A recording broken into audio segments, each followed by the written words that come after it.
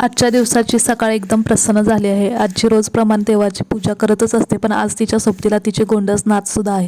आणि श्रीनूच्या निरागस सहभागामुळे आज आजीची ही पूजा खास झाली आहे. ही छोटीशी पूजा हा प्रेमाचा संस्कार, हीच तर आपल्या संस्कृतीची खरी शिदोरी. देवपूजा झाल्यानंतर आम्ही मायलेकीने छान गप्पा मारत शेतातून आणलेल्या चवळीच्या शेंगा निवडल्या. श्रीनू तर यावेळी शांत झोपली होती, नाहीतर तिने घरभर शेंगा केल्या असते. दुपारी जेवणावरती मस्त ताव मारला. खरं तर ताटात एवढे पदार्थ बघून आधीच पोट भरलं होतं, कारण जेवणात मम्मीने कढी, पिठलं आणि बेसनपोळी असं सगळं माझ्या आवडीचंच बनवलं होतं आणि सोबत काकडी आणि पेरूही होता. संध्याकाळी श्रीनूला घेऊन मी माझ्या मावशीच्या घरी गेले.